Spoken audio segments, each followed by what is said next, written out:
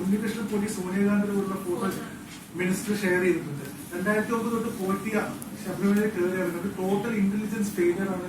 ഈ വ്യക്തി UDF ഭരണകാലത്തും അതിന്റെ ഉള്ളിൽ കയറി സ്വർണം മുട്ടിച്ചു എന്നുള്ള വരെ വരാൻ തുടങ്ങിയിട്ടുണ്ട്. രമേശ് ചെന്നിത്തല ചോദിച്ചോ പറഞ്ഞത് ഉണ്ണികൃഷ്ണൻ പോറ്റി CM-ന്റെ ചെവിയിൽ എന്തോ പറഞ്ഞിട്ടുണ്ട്, അതിനെ കുറിച്ച് ചോദിക്കാൻ പറഞ്ഞു. ഞാൻ മറ്റു തരത്തിൽ പറയുന്നത് ശരിയല്ലല്ലോ അല്ലേ? ചെവിയിൽ പറയുന്നതൊന്നും എൻ്റെ ചെവിയിലായിരിക്കില്ല. അത് സാധാരണ അദ്ദേഹം ആഭ്യന്തരമന്ത്രിയാക്കി ഇരുന്ന ആളാണല്ലോ, അദ്ദേഹത്തിൻ്റെ കാലത്തുള്ള ശീലം വെച്ച് പറയുന്നതായിരിക്കും. അതൊന്നും ഞാൻ പറയട്ടെ, അതൊന്നും എനിക്ക് ബാധകമായിട്ടുള്ള കാര്യമല്ല. പിന്നെ ഞങ്ങളൊരു മാന്യത വെച്ച് സാധാരണ മര്യാദ അനുസരിച്ചും ഇത്തരം കേസുകളിലൊന്നും മറ്റ് രാഷ്ട്രീയ ബന്ധങ്ങൾ ആരോപിക്കാൻ അധികം പോകാറില്ല. ഇതൊക്കെ ഒരു കേസാണ്. ആ കേസിൽ ആരാണോ തട്ടിപ്പ് നടത്തിയിട്ടുള്ളത് ആ തട്ടിപ്പുകാർ ഏത് കൂട്ടത്തിൽപ്പെട്ടവരായാലും നിയമത്തിൻ്റെ കരങ്ങളിൽ പെട്ട് എന്ന നിലപാട് മാത്രമേ സ്വീകരിക്കാറുള്ളൂ.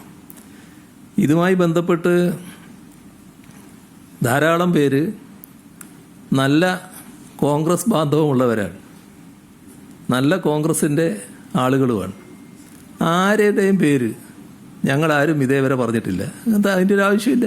എന്താ അതിൻ്റെ കുറ്റവാളിയാണെങ്കിൽ അന്വേഷണ സംഘം കണ്ടെത്തട്ടെ, അതുമായി ബന്ധപ്പെട്ട നിയമ നടപടികൾ സ്വീകരിക്കട്ടെ എന്ന് മാത്രമാണ്. ഇപ്പോൾ ഇതുമായി ബന്ധപ്പെട്ട് രാഷ്ട്രീയ ലാഭത്തിന് വേണ്ടി പലതരത്തിലുള്ള ചിത്രങ്ങൾ പ്രചരിപ്പിച്ചുകൊണ്ടിരിക്കുകയാണല്ലോ. അതിൽ ചിലപ്പോൾ നിങ്ങൾ നേരത്തെ പറഞ്ഞതുപോലെ എൻ്റെ പേരും എടുത്തുപയോഗിക്കുന്നുണ്ടാവും, എൻ്റെ ചിത്രങ്ങളും അതിനുവേണ്ടി വക്രീകരിച്ച് ഉണ്ടാക്കുന്നുണ്ടാവും.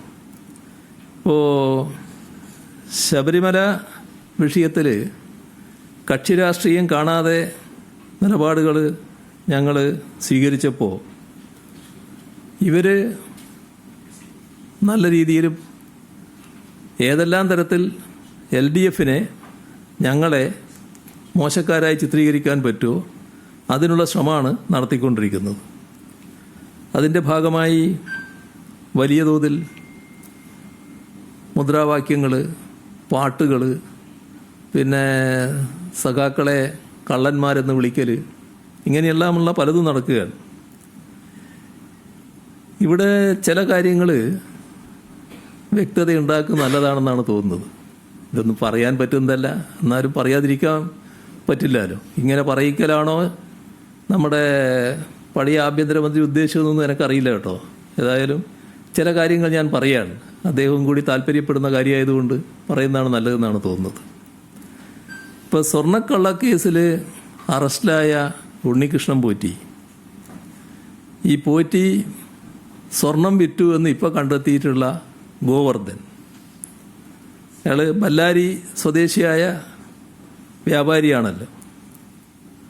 ഇവർ രണ്ടാളും സോണിയാഗാന്ധിയുമായി ഒപ്പം നിൽക്കുന്ന ചിത്രമാണ് പുറത്തു വന്നിട്ടുള്ളത്. ഒരു ചിത്രത്തിൽ ഗോവർദ്ധൻ എന്ന ഈ കേസിലെ പ്രതിയിൽ നിന്ന് സോണിയാഗാന്ധി ഉപഹാരം സ്വീകരിക്കുന്ന നിലയിലാണ് ചിത്രം വന്നിട്ടുള്ളത്. രണ്ടാമത്തെ ചിത്രത്തിൽ ഈ ഉണ്ണികൃഷ്ണൻ പോറ്റി, ഈ കേസിലെ പ്രതിയായ ഉണ്ണികൃഷ്ണൻ പോറ്റി സോണിയാഗാന്ധിയുടെ കയ്യിൽ എന്തോ കെട്ടിക്കൊടുക്കുന്ന ചിത്രമാണുള്ളത്.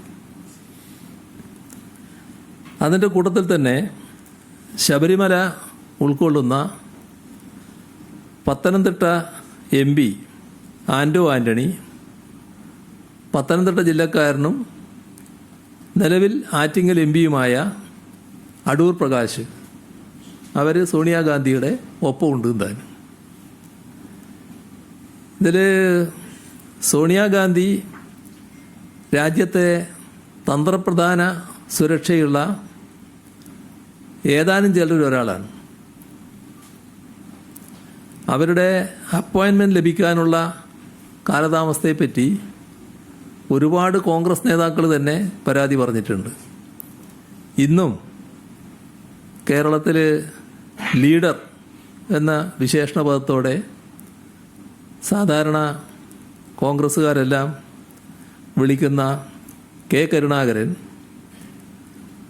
നേരത്തെ പറഞ്ഞത് ഓർമ്മയില്ലേ? 2003 അപ്പോയിൻമെന്റ് ലഭിക്കാതെ കേരള ഹൗസിൽ കെ കരുണാകരൻ താമസിക്കേണ്ടി വന്നു.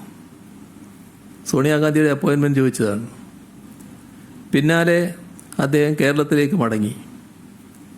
ഇവിടെ എത്തിയതിന് ശേഷം അതിലുള്ള നീരസം അദ്ദേഹം പരസ്യമാക്കി. നിങ്ങൾ ചിലരൊക്കെ ആ കാലത്തും ഈ പ്രവർത്തനം നടത്തുന്നവരാണല്ലോ, നിങ്ങൾക്കറിയാവുന്നതായിരിക്കുമല്ലോ അത്. ഇപ്പോൾ കോൺഗ്രസിലല്ല, നേരത്തെ ആസാം മുഖ്യമന്ത്രിയും പഴയ കോൺഗ്രസ് നേതാവ് ഹിമന്ത ബിശ്വ ശർമ്മ ഇതേ ഗാന്ധി കുടുംബത്തിൻ്റെ അപ്പോയിൻമെന്റിന് വേണ്ടി ശ്രമിച്ചു, ലഭിച്ചില്ല.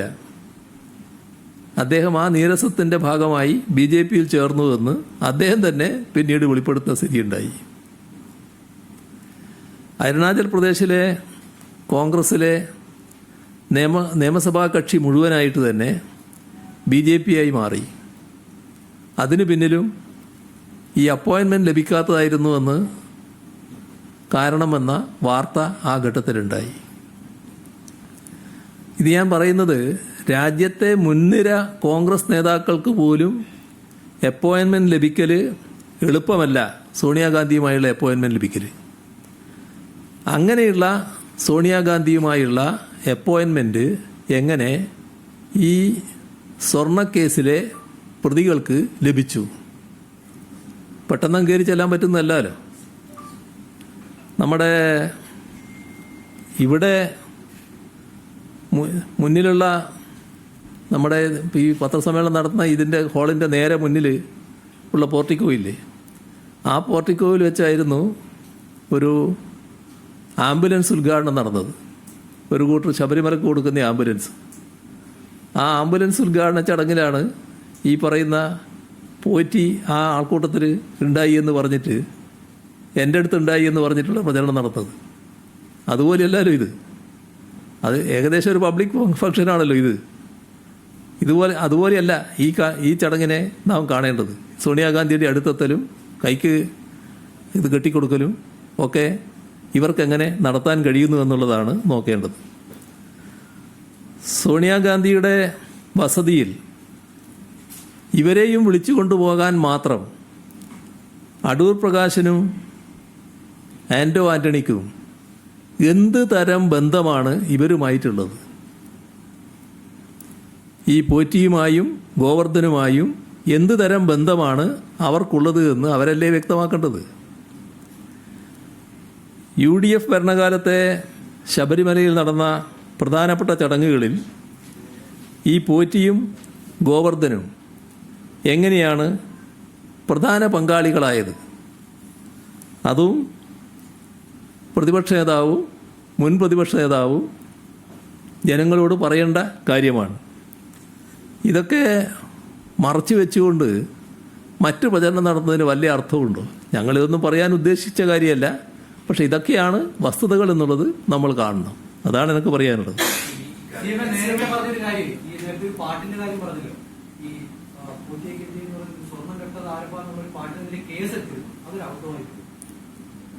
കേസിന്റെ വഴിക്ക് പോകുമല്ലോ. അതിൽ ഞങ്ങളെ സർക്കാരിന് കൃത്യമായി ഇത്തരം കാര്യങ്ങളൊരു നയമുണ്ട്. ആ നയം ഇതുപോലുള്ള കാര്യങ്ങൾ കേസ് കൊണ്ട് നേരിടുക എന്നുള്ളതല്ല. പാട്ടെല്ലാം ഏതെല്ലാം തരത്തിലുള്ള പാട്ടുകൾ വരാറുണ്ട്.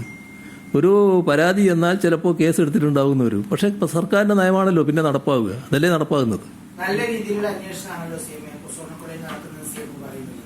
പിന്നെ പത്മകുമാർ ഇപ്പോൾ അറസ്റ്റിലാണ്. പുള്ളി ഇപ്പോൾ CPM-ന്റെ പത്തനംതിട്ട ജില്ലാ കമ്മിറ്റി അംഗവുമാണ്. അദ്ദേഹത്തിനെതിരെ നടപടിയെടുക്കണമെങ്കിൽ ഇപ്പോൾ കുറ്റപത്രം സമർപ്പിക്കട്ടെ എന്നാണ് ഗോവിന്ദ മാഷ് പറയുന്നത്. ശരിക്കും ഇത്തരം ഒരു കേസിൽ അങ്ങനെ ഒരാളെ തുടരാൻ അനുവദിക്കുന്നത് ഒരു സംശയം ഉണ്ടാക്കില്ലേ ജനങ്ങളിൽ? ഞാനതിൽ പറയേണ്ട ആളല്ല. ഈ മുഖ്യമന്ത്രി എന്ന നിലക്കുള്ള സ്ഥാനത്തിരിക്കുമ്പോൾ പറയേണ്ടത് ഉത്തരവല്ലത്. അതുകൊണ്ട് ഞാൻ അതിലേക്ക് കടക്കുന്നില്ല.